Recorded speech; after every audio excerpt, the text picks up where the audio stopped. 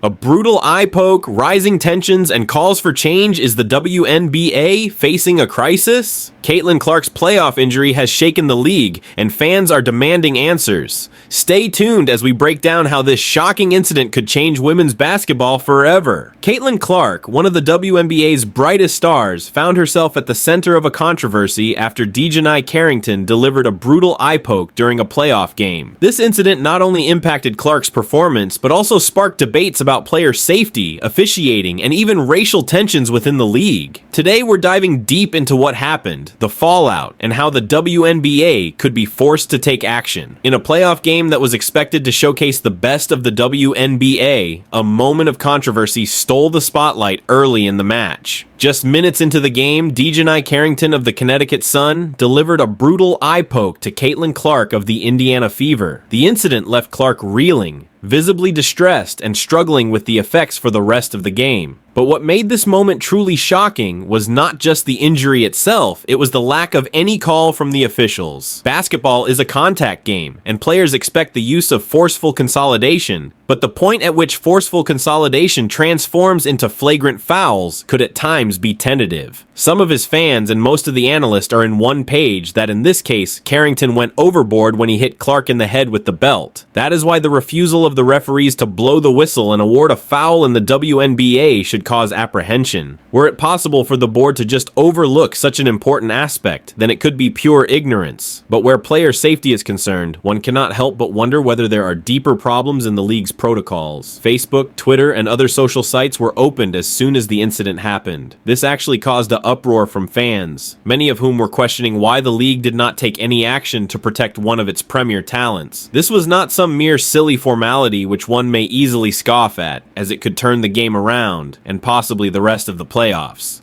Clark, who has been most effective and hard-working, attempted to continue playing despite the injury and clearly became very irritated. After the game, she complained about physicality of the defense and abuse by the officials, thus provoking the enshrine of animosity. The event is distinctly symptomatic of the escalating conflict between physical engagement in a game and the necessity to protect a player from a consequent injury, which is gaining importance proportional to the WNBA's evolving profile. The eye poke is now being considered for what effectively happened for this playoff series and possibly for the future of officiating for WNBA. Now, the league has responsibilities to reconsider its strategies and ensure the non-occurrences of such mishaps in future. Ben Singer has dubbed young Caitlin Clark one of the most promising WNBA players, noting her outstanding shooting, leadership during the game, and the ability to score a decisive number of points herself. However, it went a step further after the eye poke episode, and her stamina had dipped to a different low. That was not just a physical issue, but she also lost her footwork and mobility in the game as well. Prior to the injury, Clark was projected to steer the Indiana Fever to a hard-fought series against the Connecticut Sun. She lifted the Fever to the level that now puts them in the fight for playoffs, with her scoring and creative play. However, that shooting prowess could not be seen after the incident as Clark's shooting accuracy plummeted. It was a dramatic change from her constant booming three-pointers to shooting only 4 of the 17 balls that came her way. This sharp deterioration in the accuracy of the work done is a direct effect of an eye injury which affects her vision and her focus. Clark got angry with her performance as well as the failure of other players and the teammate to make changes. The Fever was an entirely different team after the incident, and Clark's teammates could not step up to cover her inefficiency. She was expected to carry the team in terms scoring and assisting others. Thus, playing with injuries, she was unable to push the team to match the Sun. This particular injury had a snowball effect in the entire game. When Clark was benched as the team's major source of attack, the Fever had more ground to give up.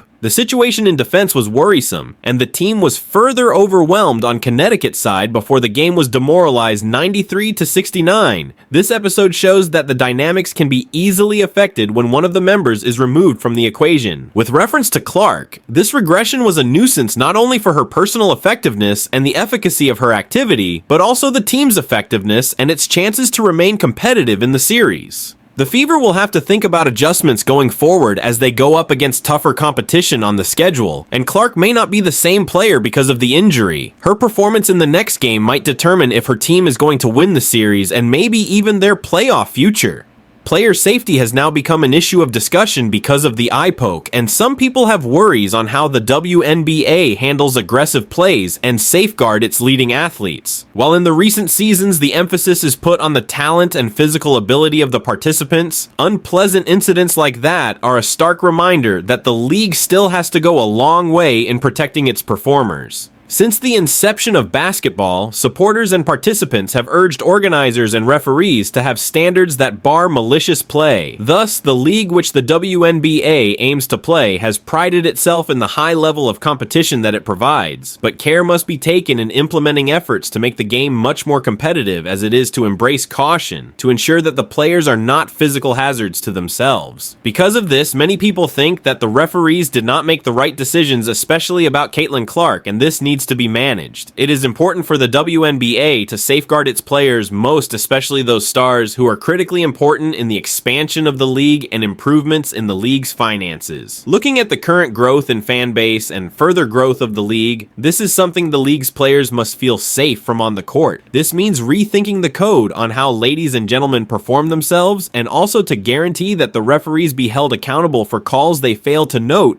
which may lead to bringing harm to the others. Perhaps the eye poke is the violation that will force change in the way WNBA handles player safety issues. Most are demanding that the guidelines are defined more comprehensively, the existing guidelines be implemented with much more rigor, and that individuals who perform risky moves be punished with far greater severity. Therefore, these points also contribute to the fact that if the WNBA will be able to cope with these problems, this is not only the protection of its players, but also the consolidation of the status of a professional league that guarantees the well-being of the athletes. However, extending beyond the boxer's eye, the eye poke incident seems to bubble up the racial and social issues in the WNBA. Several commentators have suggested that the tension between Caitlin Clark and Dijonai Carrington merely stems from sectarian division, racism, and especially jealousy existing within the league. Players of the WNBA are as diverse as we can find in other professional sports leagues with people of color and from different cultures. However, such diversity may be a subject of conflict, especially when race questions are set up with the confrontation on the court. Some have drawn race into this assumption and expected that Carrington might be clearly at fault for an aggressive play due to the undefined foul that never made it to the referees. The discussions have mainly been encouraged by the use of social media platforms.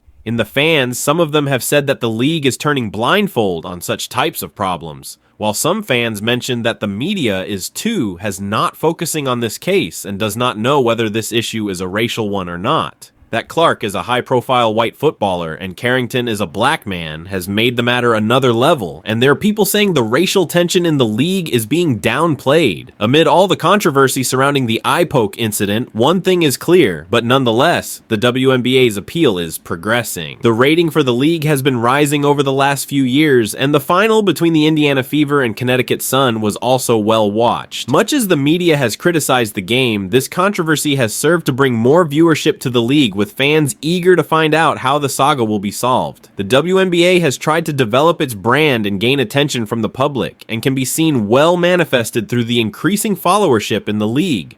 Guys like Caitlin Clark are attracting new fans and viewers, while the great gameplay on the court is exceeding their expectations. The league has taken on a more serious approach in marketing its stars and selling the athleticism of the players, and it has been a success, with more fans emitting the WNBA than it used to be. Growing visibility, of course, brings more critical attention. It is important to remember that the incident with the eye poke with the league's player safety and officiating at the forefront, and the actions that follow as the WNBA grows, will shape its image. Audiences are watching, and if the league does not act on these questions, it can increasingly distance itself from some of the fandom. The eye poke incident has sparked widespread calls for change within the WNBA, and the league now faces a crucial decision. Will it act as it has done concerning the fears that this controversy has raised, or will it just go about its business as usual? The situation is tense, and currently, the result of this mishap can significantly affect the development of WNBA for few years. There is no aspect that fans and players are keen to see changed more than the officiating body. This is true because the no call in Caitlin Clark's incident has further reinforced what many fans, observers, and analysts feel, that the rules of the game are not well defined, and that the enforcement of such rules is extremely arbitrary. As has been said, the risky behavior should be followed by a higher penalty, and the referees who do not protect the players on the field are also to be punished. And that's the end of this dramatic WNBA playoff period. This is because Caitlin Clark experienced a FaceTime and a side injury, and has further raised controversy issues that have reduced the credibility of the players and fans in the league. This has to be a win-win situation for both Los Angeles and the WNBA, since today's events may determine the course of business for several years to come. As to what is your opinion? Should there be stricter calls and better shield for the players? Is this a normal thing? Don't forget to like this video, subscribe to this channel, and turn on the bell icon so that you're always up to date with the latest on women's basketball and much more. Thank you for watching, and we'll see you on the next video.